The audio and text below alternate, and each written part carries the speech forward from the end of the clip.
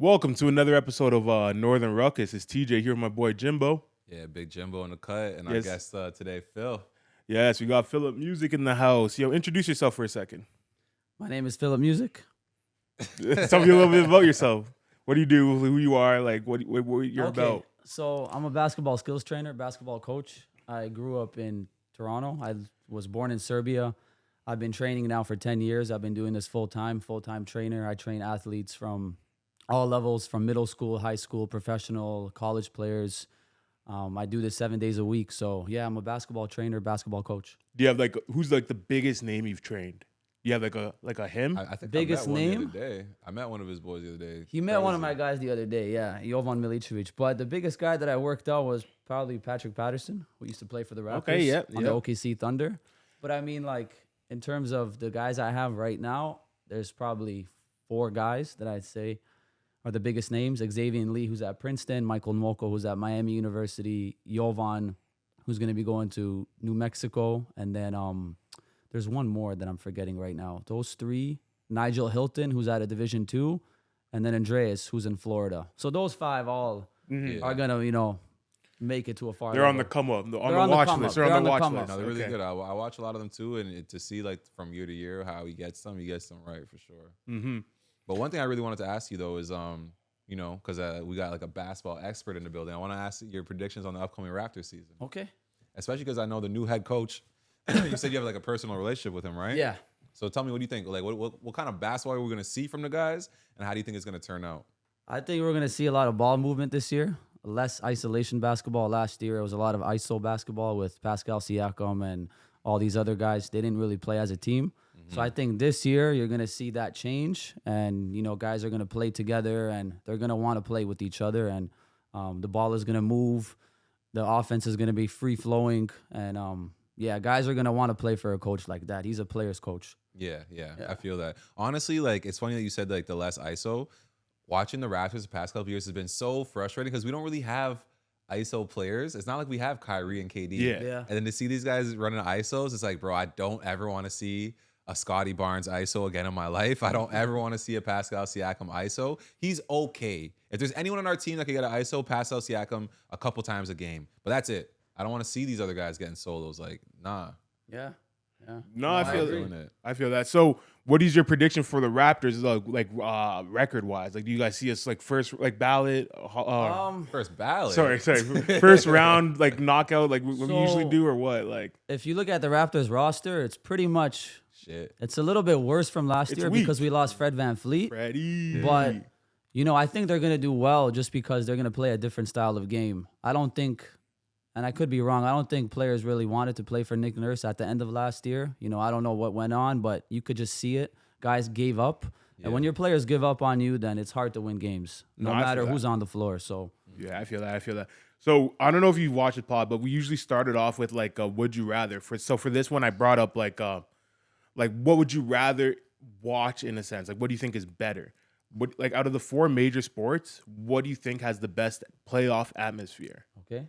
So out of NBA, NHL, MLB, or NFL. Let's do it. So who do you have? Like, what do you think has the best vibe for playoff scenes? What sport? NBA. You think the NBA does? Yeah. Okay, so Jimmy, what about you? What do you think is the best playoff atmosphere? Because right now baseball's going on and it is fucking scenes. Like, I don't know if you saw the other night I haven't been keeping yo, them bro, on. baseball playoffs is crazy to watch. I don't watch anything but NBA. So Nothing. that's why I say Really? NBA. Well, I'll NBA say and this- EuroLeague. I was gonna say That's all I watch. I swear it gets crazier in Serbia than it does in the NBA. No, but you asked me about NBA, Yeah. NHL. In terms of the craziest atmosphere, you got to go to a game in Serbia.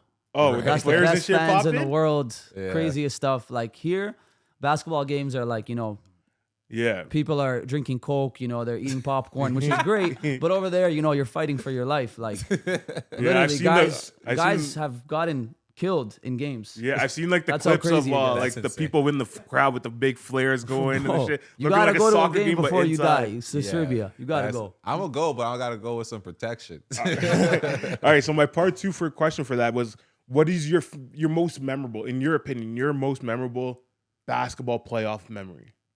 that you've watched. Like, it doesn't have to be live, but like that you've Kawhi seen. Leonard. You think Kawhi Leonard Kawhi shot? Leonard when he made that That's shot an by far. impeccable Big shot. It's not even close to me. You don't the think history of the city, man. it doesn't Come on. compete with like a Dame Lillard half court over Paul George? No. That was Kawhi Leonard. deadly. Because if Kawhi didn't make that shot, we maybe don't get a championship. We for sure So- don't get a championship. You guys are Exactly, coming with the so- Toronto bias on this. Well, Northern Ruckus, man. Come on, let's keep it homegrown. I don't know. So I'm like, obviously I'm a football guy, and I thought like me and my friends were talking about this earlier this week, and I was like, nothing could compare to NFL atmosphere. Because like, do you remember that Stephon Diggs touchdown against the Saints?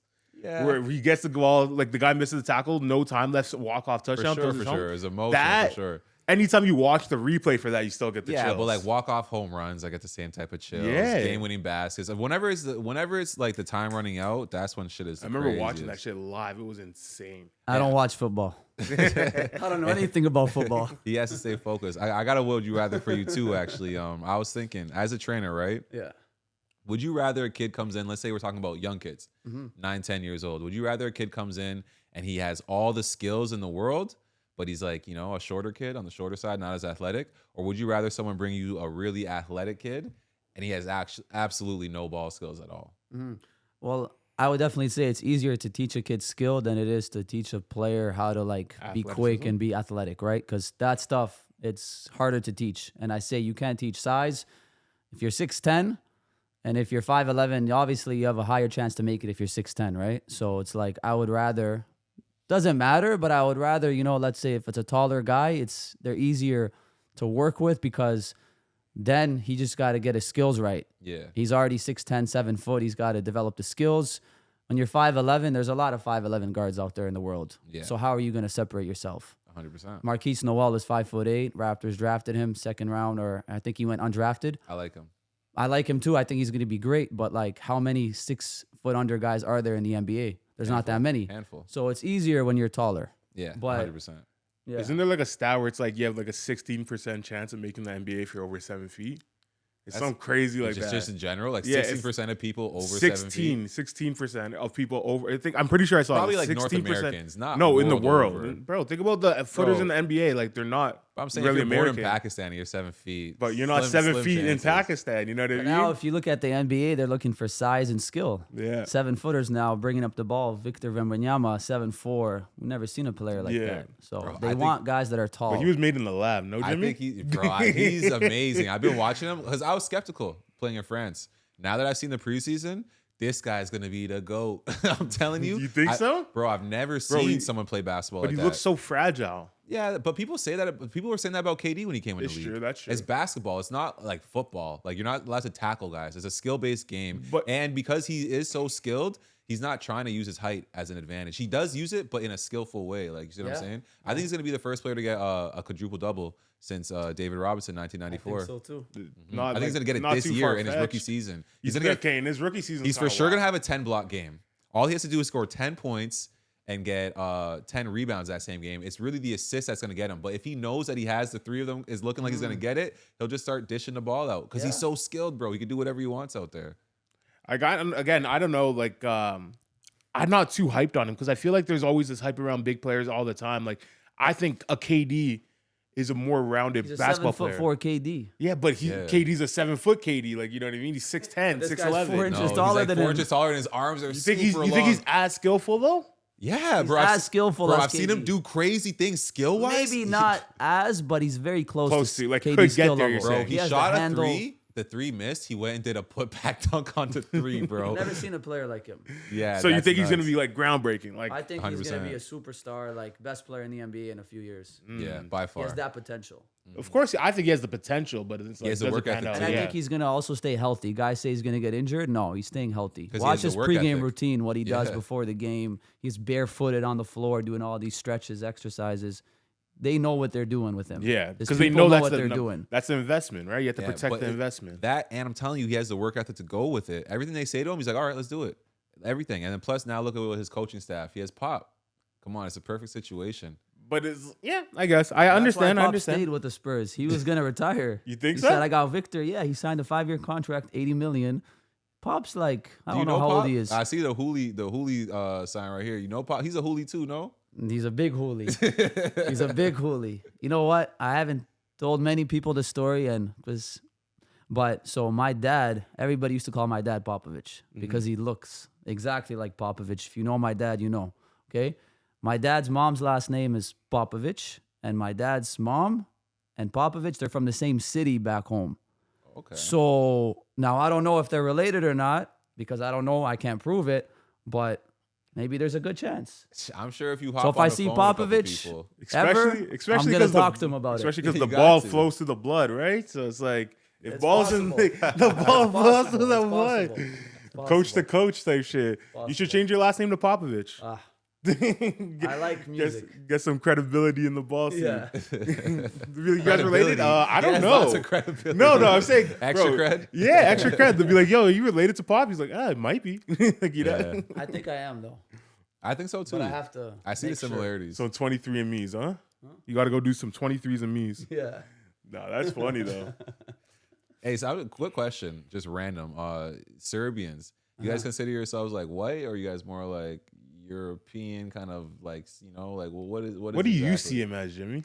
I'm Well, Eastern European. Eastern European? Yeah. I always thought, I always thought Phil was white. So yeah, but I don't know. Like, do you guys not consider yourselves white or what? I mean, I don't know. I look pretty white. Right? Okay. I don't know. I don't I'm know. not I sure. don't know. I'm not sure on a map even where it is. Type shit. You don't know where Serbia is on a map? Europe. No. So Serbia is ex-Yugoslavia. You had Serbia, Slovenia, Macedonia, Bosnia, Croatia. They were all one country. Those are all. And it split up after the war. When the war Okay. happened, we all split up, and now we're all separate. If we were all one country together still, Best basketball team on the planet. best basketball team on the planet. Even today, we're top 2, 3 in the world. But Which one? Like Serbia? Or? Serbia. Yeah, I mean, yeah. we finished in the World Cup. We lost in the finals to Germany without Jokic playing, without our point guard playing. So, I mean, basketball Who's level, your point guard? Vasilij Micic. Okay, yeah. He was the best player in Europe the last 2 years, and now he's playing for the Oklahoma City Thunder. And how much He's did you a get paid? rookie. How much did you get paid to play in Europe?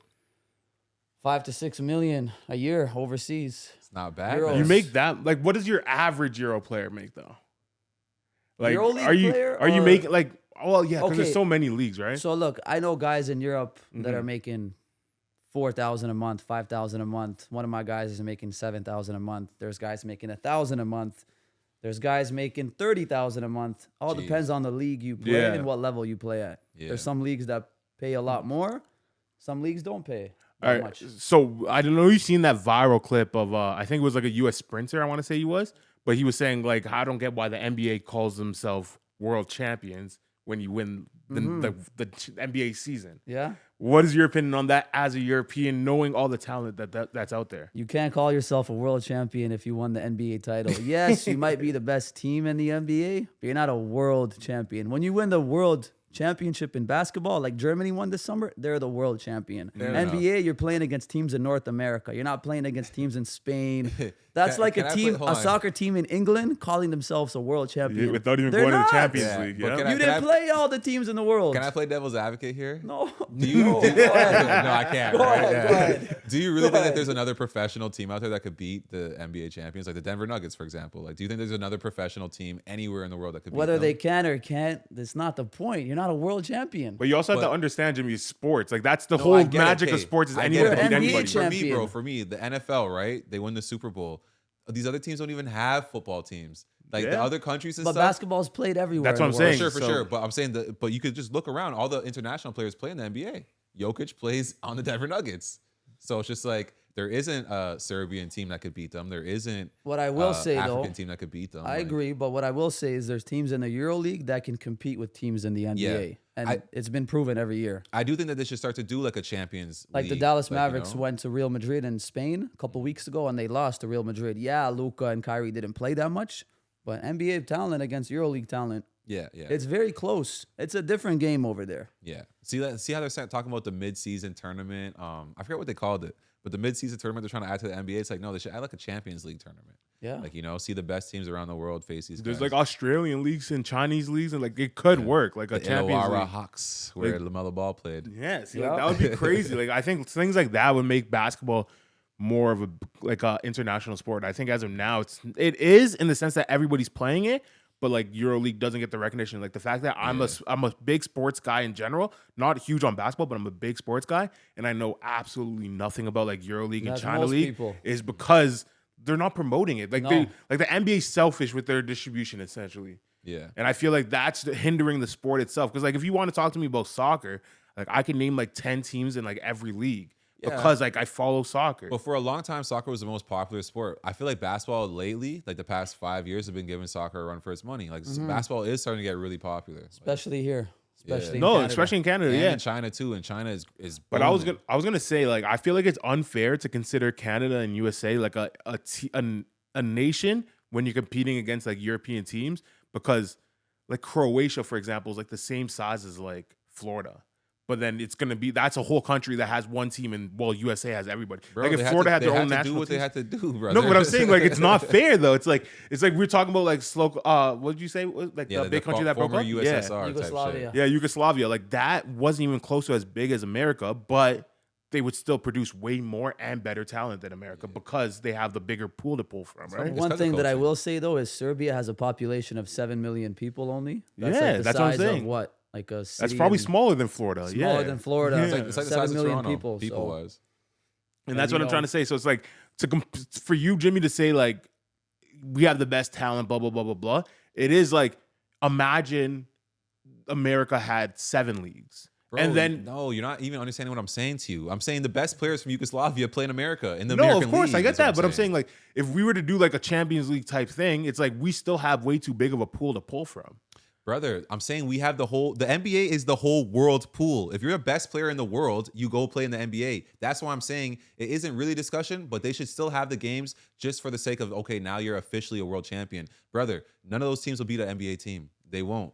They won't. Some of them will beat some of them, but the top NBA team, the top team of the tournament will always be an NBA team for like at least 15 years straight. That's like And saying then America something could would never break. lose the Olympics, but like we have before. Whenever they put their best foot forward, they don't. There was like 1 year where they got like a silver, and that was like the world was ending. It's the You same know thing what with I will Canada say with though? hockey. If you pick the best teams in the NBA, like top 10 teams and top 5 teams in EuroLeague, and you play under EuroLeague rules in Europe with the European fans, European game, it'll be interesting. It would be interesting. It'll I'm not be saying it wouldn't be interesting. interesting. It'll That's be what I'm saying. interesting. It would be worth a watch. It's just all I'm saying to you is that the best players from some of those Because, countries like, play look, in the NBA. But you could say the same argument for soccer. The best players play in the Premier League because they Even pay like- the most. no, some of them play in Germany. Some of them No, but play the most competitive league is like the Premier most League by competitive- far. yes, exactly, By the far. most Like competitive. if I you, agree, I They, agree. they throw the bag so they get the best players. So it's like Yeah. everyone's goal. Like if for like example, like Holland, best player in the world right now, he was in the German league, Yeah, but then they Hey, paid him more to brother, come here. It's the let's same not thing compare, you're saying.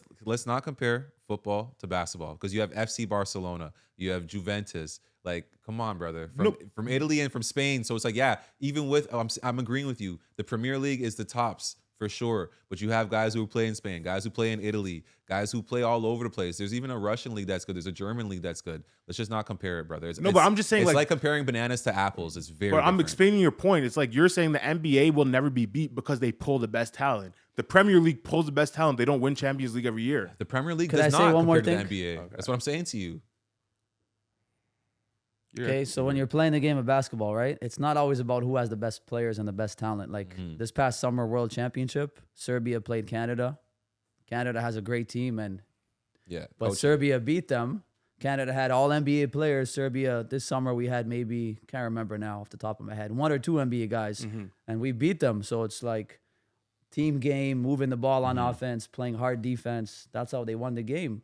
Canada's all NBA players. Yeah. So how did Serbia lose? I know. All know. these guys in Serbia play in Europe, so it's like I agree with what you're saying. you know but what I mean. So The coaching plays a big basketball's factor. a team game. That's why even when we were saying like Yugoslavia back in the day was giving the USA a run for their money, it's not necessarily that Yugoslavia had so much talent. It's that they had better coaching for sure. From a Better young coaching age too, and better like, style you of know? play. Yeah. Better style of play. And that's what I was just saying. Like the magic of sport is that anyone could beat anybody on any given day. And then that's why you always want to play it out. You can't just throw a world And title. that's why if you're an NBA, you're not a Yeah. world champion. You're not a world champion because on You're an anyone could beat NBA anyone. champion. Listen, you guys, we could sit here and argue about hypotheticals all day. When the actual tournament goes down, we know what's gonna happen. But whatever. The whatever. So you see, like right now, we're gonna be seeing arguably one of the best Team USAs that we're gonna see in a while play in the Olympics this year. Everybody's announcing. USA is gonna win the Olympics. Everybody's announcing they're playing. They're gonna win. Especially if LeBron and Melo come, just for like Melo. they're gonna let Melo be the last player on the team. Yeah, they You will. think Carmelo Anthony's They'll let gonna him play? be the last player on the team. Yeah, for sure. Why would they ever let him do he that? He has more minutes played for Team USA, I think, than anyone ever. But why would they just let him? He hasn't played in like 3 years. They're in talks. No, he played last year. Carmelo Anthony was on a team. Last season, I believe he was. No, Or it the was year like before. on the before that. Blazers. It's been 1 year 3 out. years Yeah. ago that he was on the Blazers. Doesn't matter. It's Team USA. It's different. He was on the he was on the Lakers 2 years 2 ago. years, you're yeah, right. 2 years. Yeah, come on, brother. Melo's gonna I be just an remembered honorary him- part of the team, and they're gonna bring back Tyson Chandler. No, I'm joking. Might as well start you Dennis Haslam at that point. Yeah, but no, I So think Dwight Howard would be great because Dwight Howard's a great international player. He translates well. That's the thing too. If you look at Team Canada, and you look at Team USA, a big problem that they did was they didn't send any real the shooting, but they didn't send any real big men. So when it came to big lineups and a big man, like they're getting bodied. But the best big men don't come from USA or Canada. They're true. international. They bigs. went and got Joel Embiid. USA went and got Joel Embiid. I don't know USA how got they did Joel that. Embiid. Yeah, They did. USA Yeah. got Joel Embiid. they're out That's here what they need. recruiting. And they knew they needed that. That was the first thing they addressed. LeBron, KD, Steph, they all called and said, "Hey, big guy." Why don't you guys come play with us? Yeah. Which is crazy that he would do that though. Like, You because know doesn't Cameroon have a relatively decent team? No. They have Siakam and Well, they could have Embiid. also played for France too. Let's just stop it. You don't think Siakam and Embiid would be able to pull 4 more because they have their own league in Bro, Cameroon? they wouldn't be competing for a medal. They just be They wouldn't competing compete for the for other a No, medal, of course, though. but they can compete for like a top 8, which is Bro, he's Joel national Embiid. pride. He's Joel Embiid. If LeBron James calls you up and says, "Yo, fam, you want a gold medal? You want to just keep doing your thing over there?" You're gonna say, "Yo, LeBron, I've been meaning to talk to you, fam." Imagine What do you mean? like 10 years ago, maybe 15. I don't know exactly. But Steve Nash said, "I want to go win a Olympics. I'm gonna go move and be an American." Would you guys not feel a type of way that our best player is out here No. abandoning us, No. not Bro, giving us a the chance? The reason why Steve Nash wasn't really all in on Team Canada is because Team Canada, to be honest, only just got right this past couple years, really. Like, bro, Team Canada has been a mess for a long time. We've had a lot of NBA players that never wanted to play for the team because, like I said, the team's a mess. Like he said, coaching is really important in basketball, and these guys are already in the NBA. So all this other stuff they play for minimum, like the money doesn't matter when it comes to the international games. So they don't want to go play for a coach that they don't like in a system that they don't believe in. They're never gonna go do it. That's probably what Joel Embiid is going But through. there has to be some type of national pride, is all I'm saying. It's like, I get it. I 100% agree that, like, if you want to win, go to the best team. I understand that. But then it's like, at what point do you think that, like, especially if you're young enough like Embiid, you can grow out your team for the next, not this Olympics, but maybe next Olympics, go get a bronze. Like, you know what I mean? Very That's a ambitious. good topic you said about national pride because, you know, players from like Serbia, Slovenia, like in Europe, we take a lot of pride playing for our country. Yep. Whereas maybe what I'm seeing, you know, people in Canada or the States don't take as much pride. Like when you have a chance to wear your jersey, like your country where you were born, you know, you do that stuff. Like, that's why You Luka do always it. plays. Luka always plays. Luka always plays. Luka never Some of these wins. guys always plays. Well, Slovenia team wasn't that good this year. Yeah. I hear what you guys are saying though, for sure. For sure, I hear what you guys are saying. Like you want to represent your country and stuff. Like I get that for sure. But some of these countries is like, especially a lot of the African nations. I just saw these guys. It was 2 soccer players right before they had a game, like an international stage. Like the day before, they had a meeting with the owners of the team or like the head coach, whatever, the guy running it. And he was like, "Yeah, like the pay isn't really fair. Like we feel like you should be paying the players more." And then the 2 players who complained both got kicked off the team right before the game. And it's super wild. And it's like, yeah, some of these African nations, brother, like it's a little corrupt and shit. No, like that's that, you know? what, like, that's the same thing for soccer too. Like, that's why Mbappe doesn't play for, I forget where he's from. Yeah, but this was it's soccer story I was just talking it's about, the same yeah. thing. It's like there's just too much corruption in sports that because there's so much money thrown around, people just want to take advantage of the situation. Also, I was gonna say, look, Team USA, bro. You know how fun it is to play for that? Because you gotta remember when they came back from that Redeem team. I swear that's when the whole Miami Heat thing got put together. I could be wrong, but they have time to talk to each other. You know? You're just kicking it with the best Yeah, players. they're bond. hanging out. Yeah, you know, they don't really have a lot of It's alone All-Star time. weekend for like a month. They don't gotta cover their mouths and talk like this and stuff after the game. You know, they could just chill.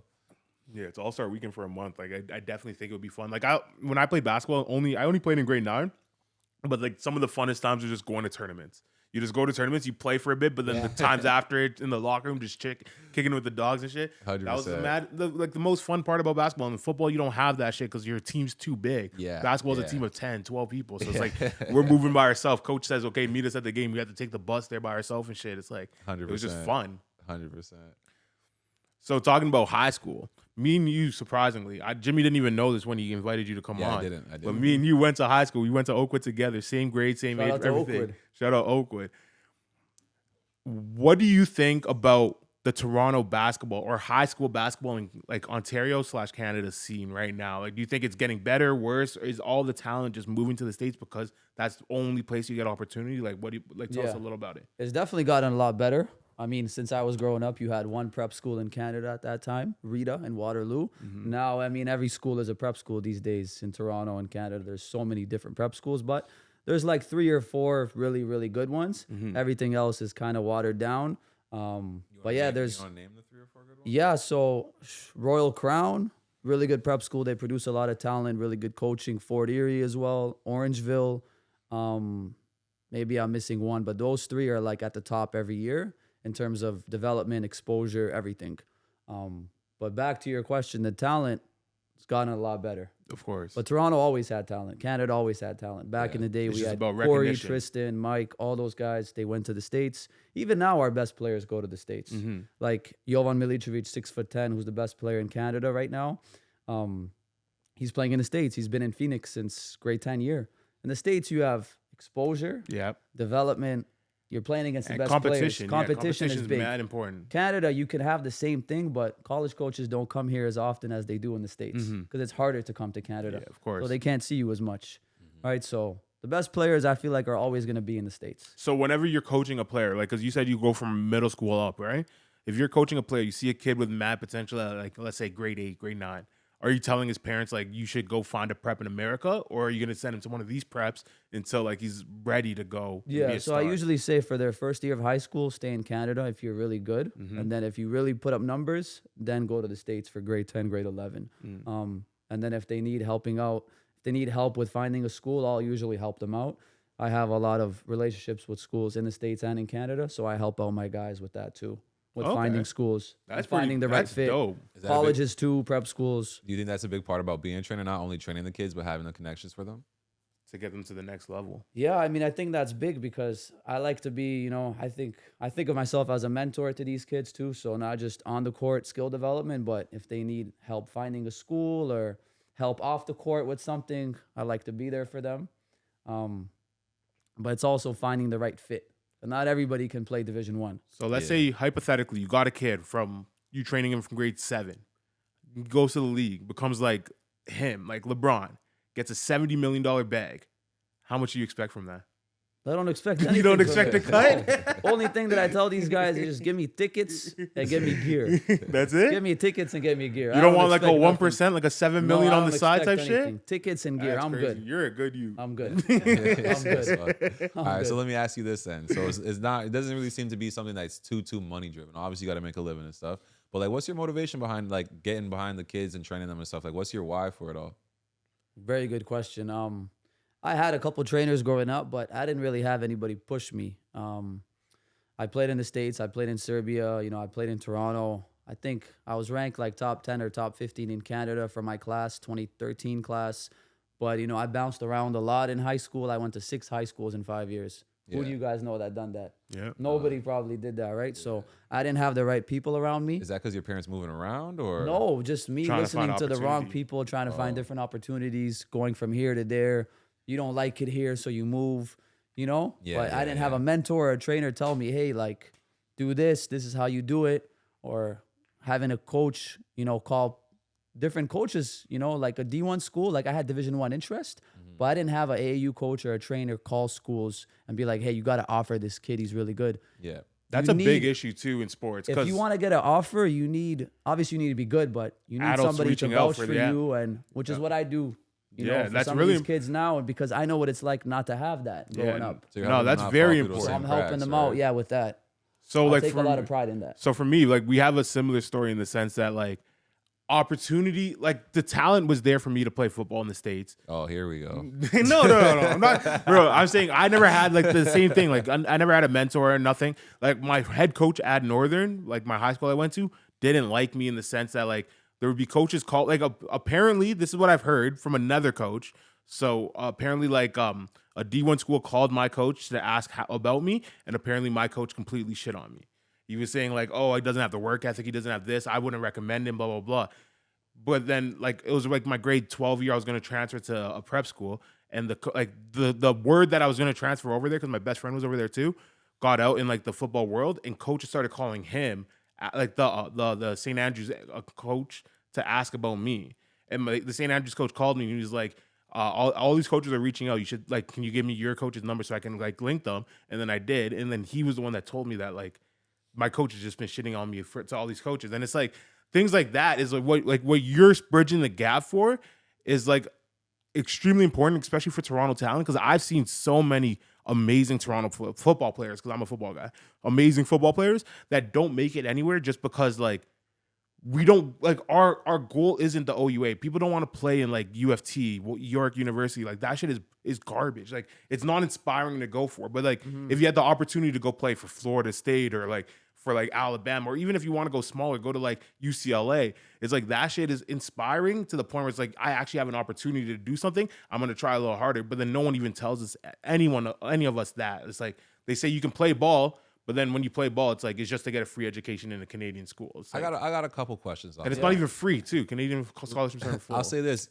when coaches are calling and asking about players, the coach has to be honest because his reputation is a bit on the line. Like, you ever get calls and you say and you're just honest about this guy doesn't really work hard enough? I'm always honest with coaches, because if I send a kid to a school and it's not what he thought it was or not what I told him, then the coach is never going to call me again. Exactly. So it ruins my reputation too. So I'm always honest. No, I get that, but but I'd never make the player look Were bad. you the hardest worker in high school? If you ask anybody, I was the captain of my team for a reason. The only reason that he would call my head coach was my offensive coach. My defensive coach is the one that actually liked me. So it was You like played D-line and O-line. Yeah, it's like because he was a teacher in my school and I was a bad student. So it's like all the teachers in my school didn't like me. But when it comes to football, I played football. Yeah. You know what I mean? But they want a good student athlete, man. But no, of course you want the good student athlete. I'm not gonna sit here and lie and say I was the best student and blah blah blah. I deserve this and that. But I'm saying like, if you want to talk about football with my coach and you're trying to say that I don't have a good work ethic when I did have the best at work, one of the best work ethics, it's like it's bullshit. It's like you're kind of like you're tarnishing my name for your reputation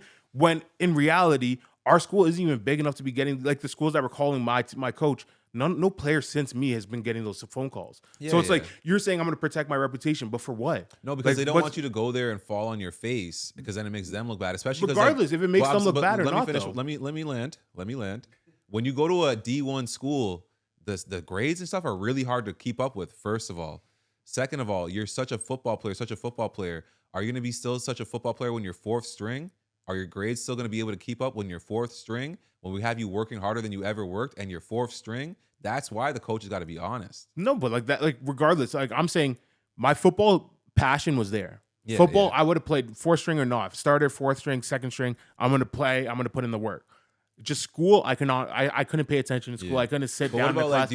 I was a class clown. I would make fun of teachers and stuff. So all teachers in my school didn't like me. And because he was one of the teachers, he didn't like me. So quick question. There's a difference. Let's say your head coach was like a former NFL player and he was super like a good mentor and was on your case about grades and stuff. You think it would have been better with grades? I don't think it would have been like a matter of, if I had somebody that told me like if I follow this path, like if I have this average, I will be able to go D1. I think I would have 100%. Yeah. And I think that's another thing that where mentors let us down too. Because sometimes they're so eager to have us go and play football for them or whatever, play basketball for them, that they don't take the time to say, hey, to get to that next level, you got to do this, right? They're so worried about them in this level, right? So how do you avoid stuff like that? Would you ever bench a player because he has bad grades and shit like that? Or how do you deal with that sort of stuff? If a player has bad grades, then he can't play. It's that simple. Really? But you're doing like AAU stuff and stuff, right? I did AAU the last 2 years. Last year I did AAU. We won 2 of the biggest tournaments in Canada. We went undefeated. I mean, I took only guys that trained with me. I can mention the guys again, but Michael Nwoko, Xavier Lee, Jovan Milicevic, Andreas, they all playing college basketball right now, are going to next year. And you keep track of their grades?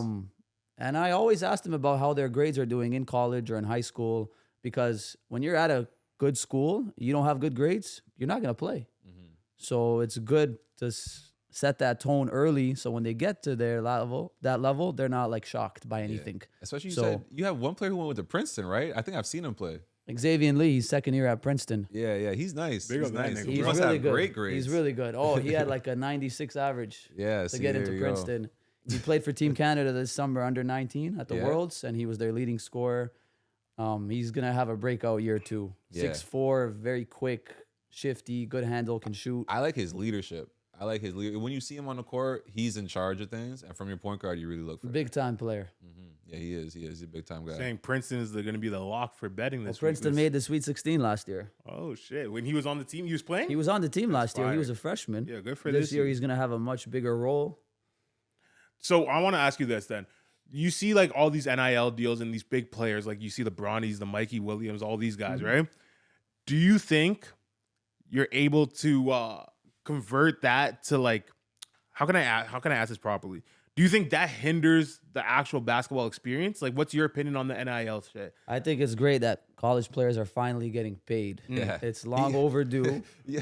It's You long want them to overdue. still be slaves. I don't. I'm not saying. I'm not against. Way? I'm not against it. I'm saying like, do you think that takes away from the focus of the sport, or even like the like you see? Okay, I don't know if you follow this, but the guy named Caleb Williams, like one of the best college football players right now. He goes to USC. He is deferring. He's saying he might defer the NFL draft this year, depending who has the number 1 pick, because he doesn't want to go to a shit team. But then he also came out, or his agent came out and said, whoever drafts him, he wants part ownership in that team. So he's getting so much money right now in college football that he believes he has a leverage to take part ownership of an NFL team. In my opinion, me and Jimmy had an argument about this in the group chat this week. In my opinion, I think that's going too far. I feel like the fact that the NIL came in, he got paid, that's good. But then now to the point where it's like, you're trying to say you're bigger than you are is the issue, right? It's like you are still a semi-pro athlete at the end of the day, right? Yeah, I can't speak on that situation because I don't know about it, but it's nice to see college players get paid. Long overdue. They should have got paid a long time ago. Yeah.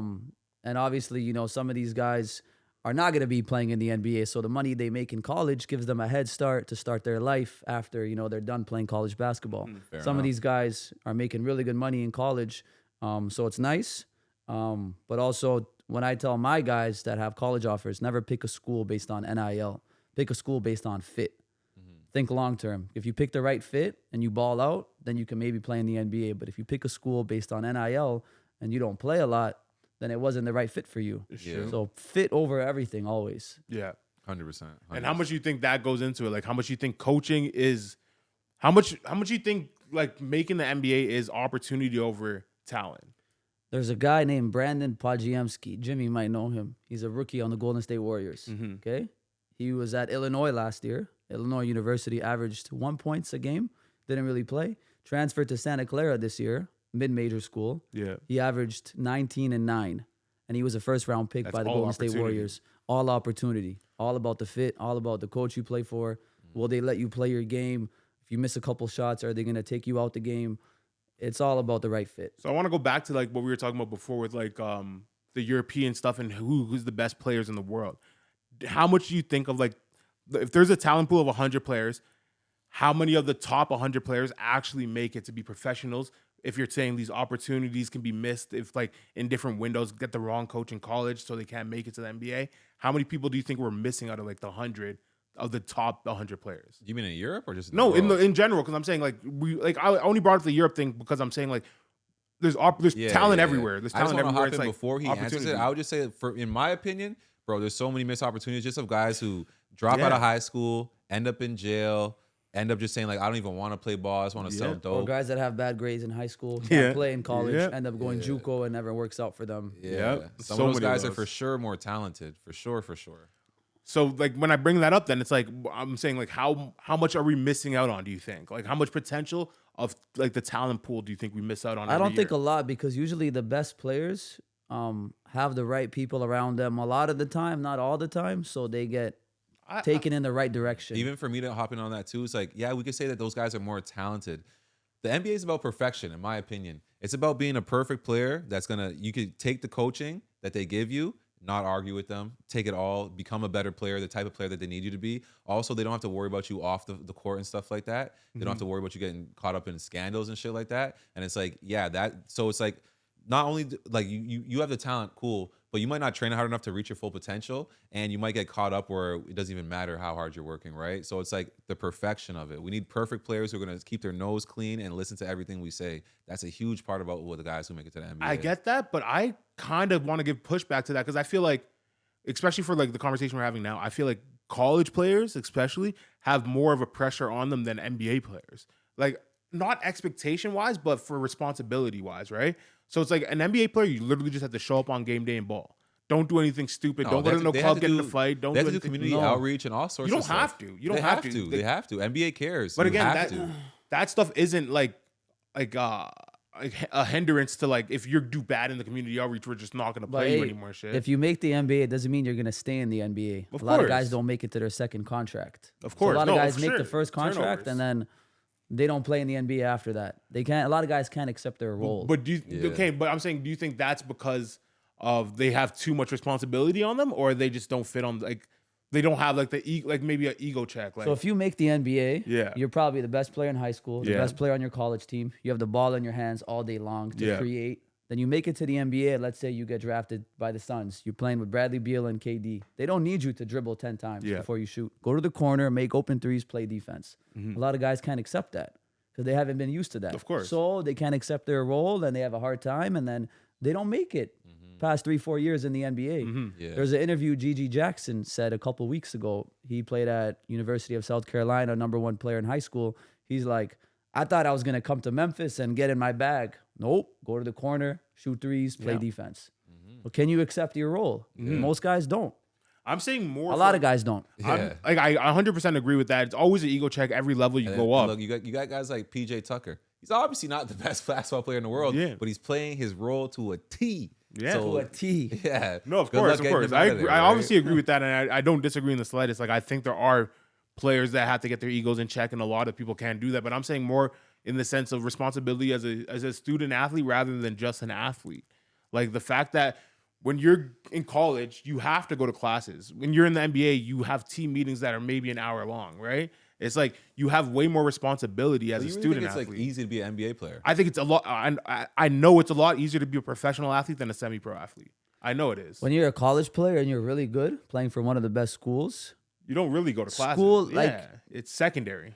school is secondary. And Yeah. basketball is #1. When you're playing for one of these top programs, like, yeah, obviously school is there, but they have it a little bit easier, right? Yeah. Because they know, the teachers know they play on the ball team. So, you know, oh, you didn't do your homework today? Okay, bring it in next week. Like, But the fact is, they do They have to give still them wake up leeway. and go to classes, though. Like in the Yeah, NBA, absolutely. Bro, in the NBA, there's a lot of pressure in the NBA. Plus, it's an 82-game season. Some of these college guys, bro, they could have an off game and shit like that. Just chalk it up to I'm still a kid. If you're in the NBA, brother, you have to be on point. see, for I 82 I games think in it's a the row. other way around. I think in college, every game is way more important than the NBA. Because in the college, every scout is watching you. Like they want to watch your bad game. I to saw see where Brandon you are. Miller have plenty bad games this season and go #2 in the draft. Well, like, what's a bad game for Brandon Miller? On top of that, let me land.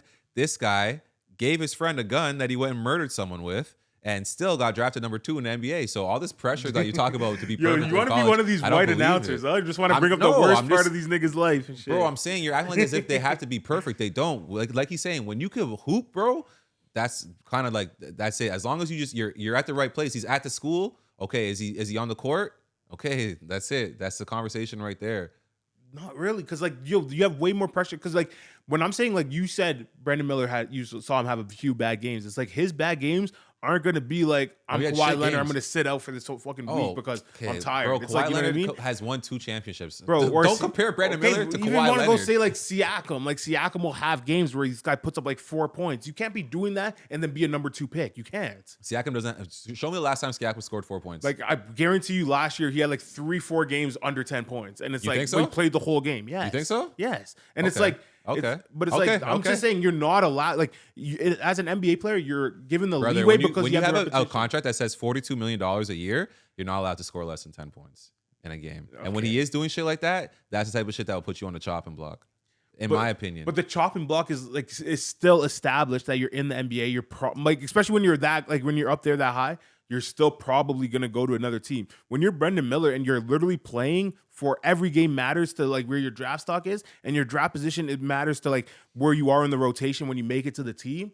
Like I feel like you're playing for way more. I hear what you're saying. Maybe feel it's a difference of opinion, right? Yeah. What do you think though? Like with like when you're coaching your guys and stuff, what's the type of stuff that you're really like warning them about, that you're constantly saying to them? Like, you know, like I'm sure you have a couple lines that you're always saying in their ear, right? Yeah. Always work hard. Always work hard. You're going to have days where, you know, You might not want to work so hard. You're not motivated that day. But if you're the number one player in the country and you have a target on your back, guys are going to come after you. You got to stay in the gym, stay focused, have the right people around you, right circle. A lot of people don't have the right guys around them to show them what to do and how it's done. And they don't go that far. So let me ask you this then, because you said you worked with Patrick Patterson, right? For the Raptors. Just for 2 weeks over the summer. Okay. Do you think, okay, well, I guess that you wouldn't be able to judge it as well. Like, do you have like an NBA player that you worked with for assistant? Like, you don't have to say his name, actually, because it might be shitting on him. But do you think there's like an NBA player that you've worked with for a substantial amount of time that isn't as hungry as these guys on the come up for you? Like these college players or high school players that like for work ethic wise. Yeah, there's a lot of guys in the NBA that have zero work ethic. Yeah, and that's what I'm trying to. Like a lot of guys in the NBA. So you feel like they made it, and then now they're settling down. But and that's what I'm trying to say. So like the college players, because you haven't made it, you're not even allowed to set think about what day off, right? Like you're every day you're fighting. It's okay to have a difference in opinion. No, we were just talking about it. I wanted to hear his opinion on it. He never got to speak into it. There are guys in the NBA that don't have the greatest work ethic in the NBA. Yeah, and those are the guys that, you know, don't have a 15-year career. They might have a 2-3 year career. You see a lot of guys that play in the NBA for 3 years, and then after that, you don't even hear about them anymore. They don't even stick overseas. I'm not gonna mention guys' names, but that's what I was saying. That's why I'm saying that's pressure. Guys in the NBA that go overseas, some of them get cut from their teams overseas. Some of them score less points than they did in the NBA. People think you go to Europe, you're gonna be an all-star.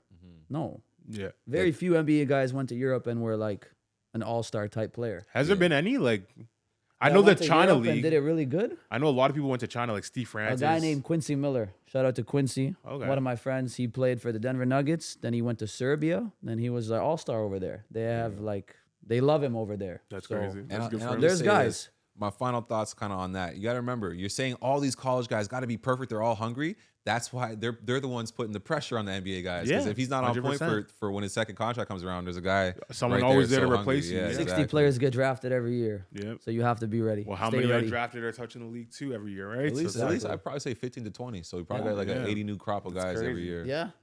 And guys coming in from Europe too. Yeah. This year you had 5 or 6 from Europe that came. Ooh, I want to ask you this. So we were talking about it during draft day. We had a podcast after. We were talking. Jimmy said he absolutely loves the fact that there's all these different levels of people getting drafted in the first round, right? So like our first 10 picks, I think it was 2 that came from the NCAA or something like that. OTE. So there was a bunch from OTE. There's a bunch from overseas. There was a bunch from all around the world, right? Because there was the Real Madrid, was it Real Madrid that thing played for? One of the kids, kids, 3 guys that came from that team, right? In that draft.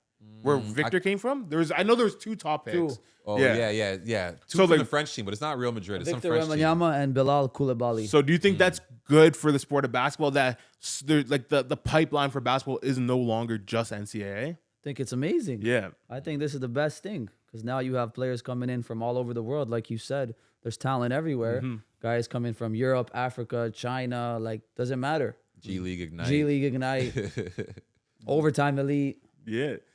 I feel amazing. I feel like guys like Luka and Jokic definitely opened the door for all that because you can see that you have star potential. There's never really been Brandon Jennings went to Europe. So did LaMelo. Well, LaMelo went to Australia. Yeah. A few guys have done it the different way, and it does work. It opens up paths. But a lot of guys still overlook the European game.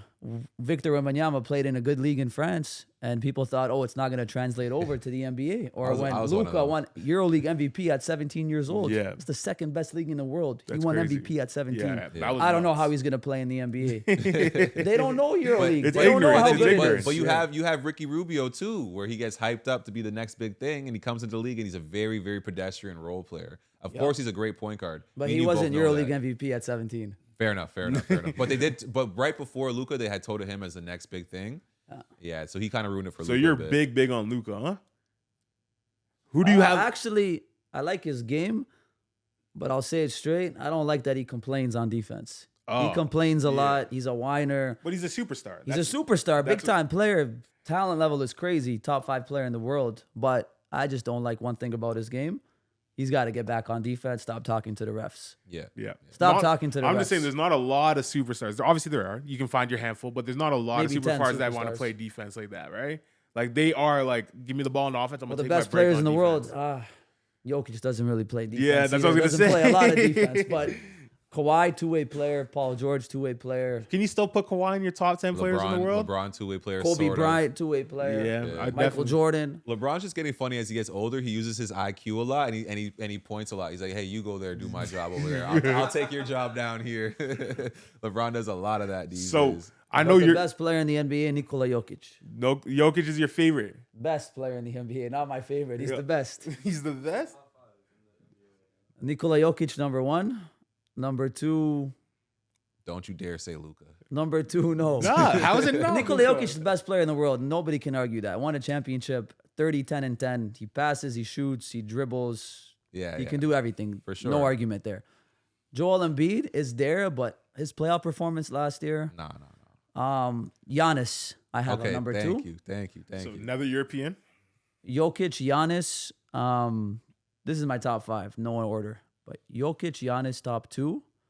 And then you have Kawhi's there when he's healthy. Yeah. When he's That's healthy, he's a ask. top 5 player in the When world. was the last time he was that healthy? That's a big That's ass. okay. KD, When he is healthy, KD's he in the is. top 5. Yeah. KD's in the top 5. You put Jason Tatum there? Jason Tatum's getting there. Getting there. I don't Jason think he's Tatum's there. getting there. I'm just saying a lot of people have him top 5 right now. Probably Steph. Stephen Curry. Yeah. Oh, for Stephen sure. Curry, not even a question. So that's only 4. You only need Steph, KD, Jokic, and Giannis. Is Luka number 5? You're gonna squeeze it. I might have to squeeze in Luka. I might have to Yeah. squeeze in Luka. Oh, SGA, you're crazy. He's getting there. Oh. He's nice. Shea Gilgeous is in there too. Young He's Canadian. top 10. I'll say this for SGA, I want to see remember when James Harden was taking the league by storm and then they started to referee James Harden as James Harden? I want to see when they start to referee SGA as SGA because he does a crazy push off. It works. He drops a lot of people with it, but his push off is deadly. He stops on a dime and pushes you. And if he starts getting calls for that, that's a big part of his game gone. Well, I feel like the impact to be one of the greats, you have to impact the game. And the fact, me personally, my favorite player is James Harden, and one of mine. And I feel like the fact that the NBA had to change the rules to stop him Speaks to his greatness. it speaks to his greatness. 100%, You have to 100%. change the rules. If he found the loophole that and exploited it to the point where didn't he have the second most 60-point games in a season or some shit like that? He's Some amazing. shit. Yeah, he's nuts. Yeah. He's nuts for a amazing. while. But so you don't really. Okay, so when you coach or when you're watching basketball in general, what are you looking for mostly to see if a player has potential? I want to know what that is. What's your first keys? Is it The grading system? is it intelligence? Is it the basketball IQ? Is it just pure athleticism? I can teach you everything else. Is Yeah. it- I mean, definitely the shooting and the touch. Shooting and the touch and ball handling. I think every player should be able to shoot and handle the ball, whether you're guard or 7-footer. The big guys that I train, they can all shoot threes and they can all dribble like a guard. That's the way the game is being played now. So skills definitely, but then also their understanding of the game, their IQ. And also if they're not having a good game, let's say, are they, doing the little things to impact winning? Are they, playing defense? Are they rebounding? Because you're not going to score 20 points every game. Are you going to impact winning every game? Do you think playing NBA 2K can raise your basketball IQ? I haven't played 2K in 10 years. You never played 2K. Oh, I played 2K growing up, but I haven't played in 10 years. Damn, saying this guy's on your we're- right. No, we're just asking for the kids though. Do you think that helps their IQ? Do I think 2K helps their IQ? I think they should watch real basketball, Okay. not video games. Yeah. But I'll agree with that because, bro, I know someone who doesn't watch any basketball. I'm not gonna say names. They don't watch any basketball. They only play 2K. The IQ's not there because No. you always have the No. ball in your hands. Do you in know what 2K. you know what the rec is in 2K? The rec. There's this thing called the rec where you and 5 friends will go into a game. Everyone has their own personal build, so you have point guard 1 to 5 against another team's 5.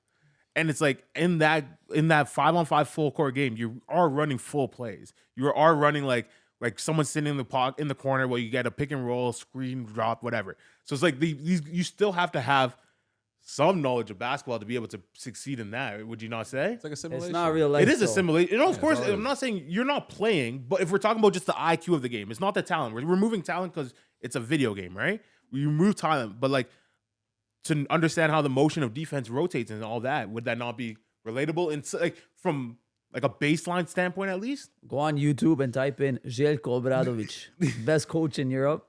You can see a lot of his systems on YouTube. You want to get a better understanding, IQ, YouTube, or watch film. Yeah. Go on Synergy, watch games, break down film. I'll break down film with guys. I did it last night till 2 a.m. actually with one of my players. We were on Synergy. We watched every one of his possessions from EYBL this summer. EYBL is a top AAU league. It was Jovan. You saw him work out a couple weeks ago. Every possession he did, we saw it. Bad shot. What you could have done better. Why did you turn the ball over here? Why did you do a fadeaway in the post? Like, you know what I mean? That's how you break down film. So that's how you get better. You staying up with him till 2 a.m. Till 2 a.m. last night. That's you forcing him, or he's just like that? He wanted to do it. He's like, what are you doing right now? I'm like, I just had dinner. I'm watching film. He goes, okay, can I watch film with you? Boom, okay. Typed in his name, watched every possession. I didn't think we were going to watch everything, but we did. So and this is why you deserve the 1.1% of the $70 million check. Fucking 2 a.m.? Oh, you cut the ass. Are you tickets crazy? And clothes, gear. That's it. And they bring me back gear all the time. Hey, end of the day, I feel like a lot of these guys, when they do make it, they're going to want you to be around as their trainer. It's just it's seamless, right? No, because the NBA has their own trainers, right? Or off season. A lot of guys stick with their trainers they had from day one. Some guys, change trainers. Does the price go up? Does the price go up? Yeah. Does the hourly rate go up? Pocket watching. Yo, hold up. You're good. You're good. These are bro, the stop important pocket questions. watching our guests, bro. What's wrong with you, bro? These are the important questions. You're working with if you're working with high school kids and millionaires. Pays the same. Everybody pays the same, bro. Damn. I only asked the 2K questions, by the way, because this guy beside you lives on 2K. I don't play 2K that much no more. You don't play that much? No. No, really, huh? Brother, I'm a busy man. You are. I like see 2K. I play every year for sure. I saw you posted in your story last week that you put up 40 in the rec. Yeah. Bro, I play once in a while, and when I play, that's how I play. I'm just showing people I still got it. Oh, man, that's funny, though. But no, that's sick that you what you're doing, especially because I've known you in high school. We haven't seen each other in maybe 12, 15 years. But just this, I've seen you on Instagram and stuff. So it's I always kept up with what you were doing, especially working with the Toronto Raptors and all that. I thought that was mad cool. My boys would be talking about it and shit. I think your growth and where you've came from is crazy, and it's really inspiring that people can make it without being the hooper himself, right? You can still make a career out of basketball without making it to the NBA, making it to the Euro leagues or whatever. But I want to ask you this. One thing I will say, I still play my guys one-on-one. I still play them in shooting competitions. I haven't lost a game of one-on-one in 2 years. I win pretty much every shooting competition, so I still show them I have it. The other day I pulled up on him. I still show them I have it. So this was I was actually gonna lead into this question because when I was in high school, you were on our high school team. Well, it was only grade 9 that we were there. We were freshmen out of the senior class. But when you were on the senior team, you weren't the star of the team. You weren't the best player. But how did that relate to now you can coach all these best players? If you're not So when I played for Oakwood in grade 9, we had a really good team, a good junior team. I would say it was me and a guy named Adam. We were the top 2 scorers on the team. And then grade 10, I played junior as well. Because I know on the senior team, I wouldn't have the role that I had on the junior team. That was an OFSA year. But I played OFSA. They called me up to play OFSA, and we won OFSA championship. And I hit some clutch free throws. You did? But I didn't have a big role on the senior team. But, it was a good experience, and we won, and that's all that matters. Yeah, so I'm asking, usually you would equate, the best players to be coaches, right? So if you... I wouldn't. You wouldn't? No, Michael Jordan's a terrible coach. But no, but you well, yeah. But I'm saying for example, Deion Sanders. That's why he's breaking the mold, though. Yeah, I wouldn't say he's breaking the mold. I feel there's a lot of NBA players that convert to coaches, like Tyronn Lue, Steve Especially Nash. Point guards. A point guard that translates well. The so other I'm guys saying not as much. Without I'm trying to not be disrespectful in the slightest, but without being the best player in the world or in your age or whatever you want to call it, how could you convert that to being one of the best coaches? Because clearly you're coaching better than a lot of people. Well, I would say experience. I played in Serbia too growing up when I was younger. In grade 9, I played for a team called Red Star, one of the best teams in Europe. So I got that experience over there. And then I played in the States for 4 years growing up in different high schools. I played in Canada, obviously. So I played in Canada, USA, and Serbia. And I got different coaches to coach me growing up. So I took a little bit of stuff from everybody and put it into my own system. And now the way that I train and coach, I feel like I bring the international feel and the international coaching style where everybody has to be skilled and talented and be able to shoot, dribble, pass, like I said, to play the game at a high level. And then also I'm a student of the game. I watch a lot of film. I watch a lot of games. I go to a lot of games. I go watch all my guys play. You're passionate. So You're passionate. this is what I do 24/7. So what's your end? Like, do you have an end goal? Like for example, if NCAA comes knocking and says we have an assistant head coach position for you, you dropping everything and going? So that's something that's been on my mind the last couple months. And yeah, that's something that I do want to do. But the end goal is to be in the NBA, to be a coach, to be a head coach in the NBA. That's the end goal. And I know that it'll happen. And I know that I can get there. I know that I can get there. So I just have to basically leave my training business behind here, which has been tough for me to leave because I feel like it's done pretty good. Yep. So I have to find another trainer. So if there's another trainer out there, if you want to work with me for a year, then I can go to the States a lot easier. Hit him up in the DMs. Hit me up in the DMs if you're a trainer. Shout out your Instagram. Coming. I'll say this to the question you asked him because I was almost a little offended for him. Greg Popovich, greatest basketball coach of all time. Or Coach K, let's say, for example. They weren't all-stars by any means. I don't even think either of them played in the NBA, or if they played in the NCAA, it'd be minuscule minutes. Like, coaching is not the same as playing. A lot of guys who play really well. So different. Yeah, they get too frustrated watching other guys because they're like, oh, it's so easy. It's so easy. That's their kind of disposition, as opposed to where you get a guy who wasn't able to do it himself. He's able to understand why someone's able to do it and why someone isn't able to do it, and he's able to break it down properly. And you also got to know how to motivate your players. Yeah. Not everybody you can talk to the same way. Some guys, you yell at them. I yell a lot. Some guys break down. Some guys, all right, he yelled at me, I'm going to pick it up. Yeah. There's a guy that was on my team last year, Nigel Hilton, who's at a Division II right now. He's going to have a breakout year. He's nice. With him, I would have to yell at him if he was playing bad, and he would look me right in the eyes, and he would know what time it is, and he would turn up 25 points, 30 points to finish the game. I would say all kinds of things to him, and then there's guys, you can't do that. Yeah. They might cry or they might.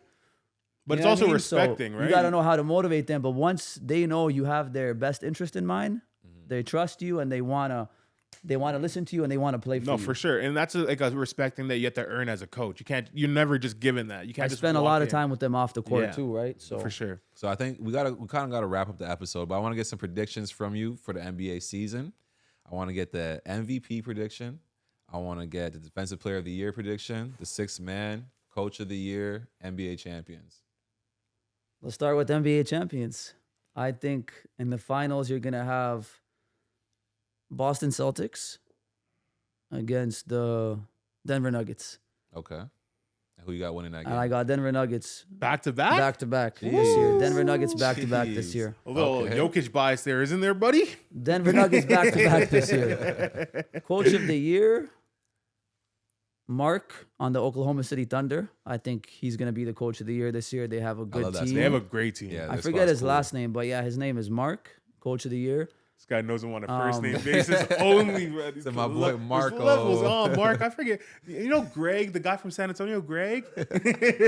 And then I would say the most improved this year, I think Jordan Poole's going to have a breakout year. I think he's average 27 points per game, if not more. The other day, huh? 27 points per game because he's going to take most of the shots with the Washington Wizards. Team, yeah. He's their best player. Him and Kuzma.